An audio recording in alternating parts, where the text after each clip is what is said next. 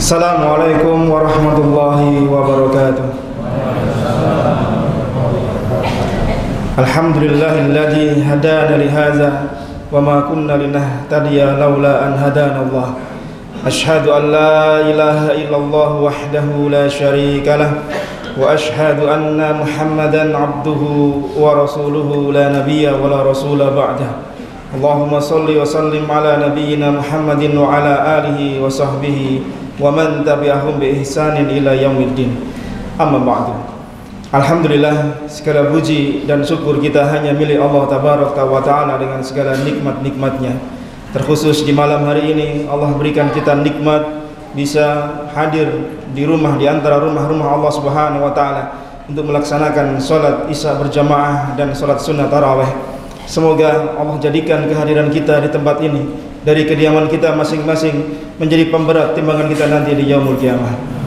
Yang kedua, salam serta salawat untuk Nabi kita yang mulia Rasulullah SAW beserta keluarga, para sahabat serta seluruh pengikutnya. Bapak Ibu sekalian rahimani wa rahimakumullah.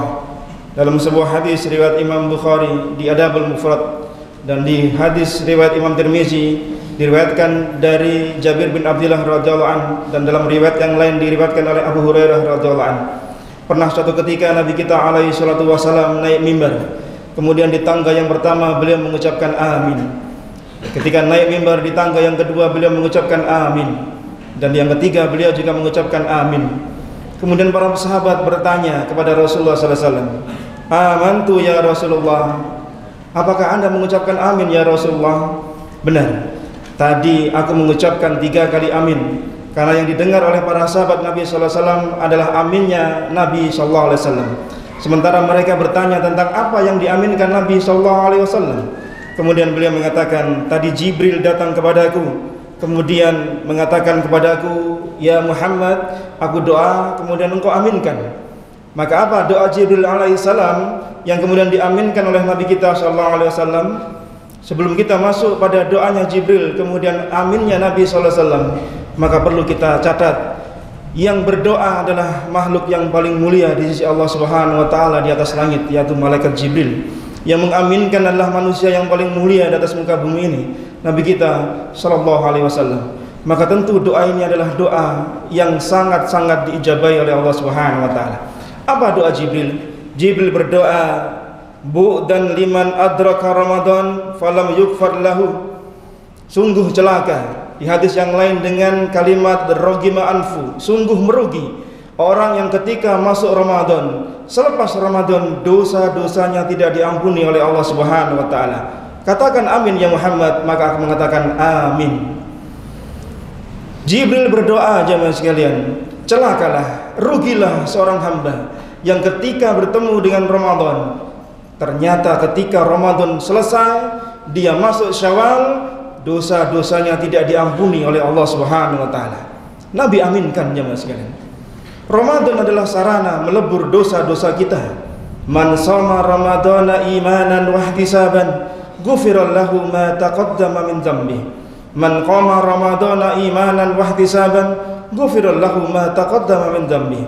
Man qama lailatal qadri imanan wa ihtisaban, ghufira lahu ma taqaddama min dzambi. Barang siapa yang berpuasa, barang siapa yang sholat tarawih, barang siapa yang menghidupkan malam Lailatul Qadar dengan syarat iman dan ihtisab mengharap ganjaran di sisi Allah Subhanahu wa taala semata, maka dosa-dosanya yang telah lalu akan diampuni oleh Allah Subhanahu wa taala. Lalu mengapa ada manusia yang didoakan oleh Jibril, yaitu ketika dia masuk Ramadan kok masih tidak diampuni dosa-dosanya oleh Allah? Karena ternyata dia tidak menjalankan adab-adabnya berpuasa. Dia berpuasa tidak bersemangat. Dia berpuasa hanya sekedar menahan lapar, menahan haus. Tapi lesannya masih suka berdusta, lesannya masih menggibah, telinganya masih mendengar ucapan-ucapan yang tidak baik, matanya masih memandang hal-hal yang Allah haramkan. Sehingga benarlah nasihat dari Jabir bin Abdullah radhiyallahu anhu di riwayat yang lain, beliau mengatakan, jika engkau berpuasa maka puasakan pula lesanmu, matamu dan pendengaranmu dari apa-apa yang Allah haramkan. Jangan jadikan hari-hari puasamu sebagaimana hari-hari engkau berbuka. Jadikan puasamu adalah hari-hari yang spesial, yang berbeda dengan hari-hari yang lain. Maka jika kita di luar Ramadan masih suka menggibah, tidak jujur, suka menipu sesama kaum muslimin ketika bertransaksi, maka ketika Ramadan jauhilah. Ketika Ramadan datang di awal, maka ada malaikat yang menyuruh kepada kaum muslimin, ya baghiyal khair aqbil, ya baghiyal syar akshir. Wahai orang yang mencari kebaikan, kemarilah. Ini musimnya kebaikan. Mari kita laksanakan kebaikan-kebaikan, amal-amal saleh, hingga kemudian dosa-dosamu diampuni oleh Allah. Wahai orang yang suka berbuat dosa, berhentilah. Aksir, jangan kau teruskan. Ini musimnya orang berbuat kebaikan. Jamaah yang dimuliakan oleh Allah Subhanahu wa taala, bulan Ramadan adalah bulan mudahnya orang melakukan kebaikan. Tapi mengapa kok masih saja ada orang yang tidak diampuni dosa-dosanya oleh Allah? Karena ternyata dia tidak bisa menjalankan adab-adabnya berpuasa. Maka benarlah Jibril berdoa agar Allah Subhanahu wa taala tidak mengampuni orang seperti ini, dan Nabi aminkan jemaah sekalian. Kemudian yang kedua, ketika Jibril naik di tangga, Nabi SAW naik di tangga yang kedua, maka beliau didoakan atau mendoakan, mengaminkan doanya Jibril.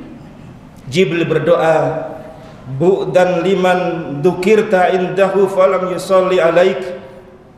Semoga celaka, semoga merugi orang yang ketika namamu disebut di sisinya, dia tidak bersolawat kepadamu. Ketika nama Nabi kita disebut, dia diam saja, seolah-olah nama Nabi kita ini seperti nama-nama orang yang lain, seperti nama temannya, seperti nama bawahannya, seperti nama yang dia tidak kenal. Maka orang ini merugi jemaah sekalian. Karena barang siapa yang bersalawat sekali pada Nabi SAW, maka Allah akan bersalawat kepadanya 10 kali. Salawatnya Allah Subhanahu wa taala pada seorang hamba adalah doa rahmat, kebaikan-kebaikan untuk si hamba. Yang kata para alim ulama, mengapa orang-orang ini didoakan kerugian oleh malaikat Jibril dan diaminkan Nabi sallallahu alaihi wasallam? Karena potensi untuk melakukan kebaikan terbuka lebar. Apa sih beratnya mengucapkan sallallahu alaihi wasallam, Allahumma shalli alaihi? Apa beratnya bagi kita aja Mas? Maka benar kata Nabi sallallahu alaihi wasallam, orang yang bakhil adalah orang yang ketika namaku disebut kemudian dia tidak mau berselawat kepadaku. Lihat jemaah sekalian, hanya mengucapkan Allahumma shalli alaihi sallallahu alaihi wasallam, apa beratnya? Tapi sebagian kita kadang tidak begitu peduli dengan nama junjungan kita, suri tauladan kita alaihi salatu wassalam. Maka dikatakan oleh para alim ulama, siapakah orang yang paling banyak bersalawat pada Nabi sallallahu alaihi wasallam? Sebagian mengatakan para ahli fikih, sebagian mengatakan para ulama. Tapi yang paling mendekati kebenaran kata Ibnu Taimiyah rahimahullah, orang yang paling banyak mengucapkan salawat pada Nabi sallallahu alaihi wasallam adalah orang-orang ahli hadis. Karena ketika mereka menulis hadis-hadis Nabi sallallahu alaihi wasallam, maka di situ disebutkan hadatsana fulan hingga kemudian qala Rasulullah sallallahu alaihi wasallam. Lihatlah Imam Bukhari rahimahullah taala, ketika beliau akan menulis hadis, satu hadis saja, maka beliau salat 2 rakaat memohon keberkahan pada Allah Subhanahu wa taala. Kemudian beliau tulis kitab Sahih Bukhari, sekian ribu ratus hadis yang beliau hafal, dan beliau selalu mencantumkan sallallahu alaihi wasallam, sallallahu alaihi wasallam, Allahumma shalli alaihi, dan seterusnya. Maka perbanyaknya salawat pada Nabi kita sallallahu alaihi wasallam. Karena ibarat gelas yang penuh kemudian gelas ini tumpah isinya, itulah keberkahan yang kita dapat dari salawat kita pada Nabi sallallahu alaihi wasallam. Maka sungguh merugi, sungguh celaka nama Nabi disebut, dia tidak mau bersalawat kepada Nabi sallallahu alaihi wasallam. Dan yang ketiga, di antara doa yang dipanjatkan Jibril diaminkan Nabi sallallahu alaihi wasallam, bu'dan liman adraka abawahul kibara indahu falam yudkhilahul jannah.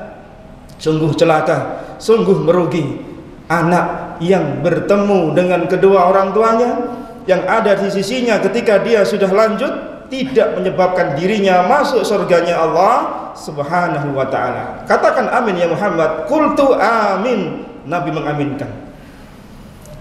Mengapa jemaah sekalian, kok ada anak seseorang yang ketika ada kedua orang tuanya ada salah satu di antara yang sudah sepuh, kok tidak menyebabkan dirinya masuk surganya Allah Subhanahu wa ta'ala?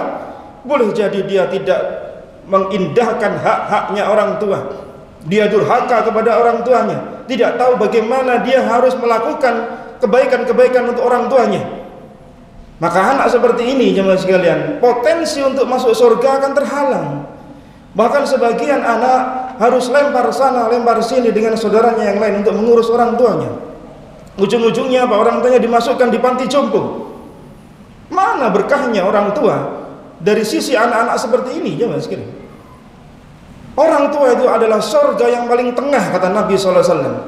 Maknanya apa? Maknanya berbakti kepada orang tua itu jalan paling mudah untuk masuk surganya Allah Subhanahu wa ta'ala. Surga yang paling mulia, surga yang paling tinggi, karena dia ada di tengah.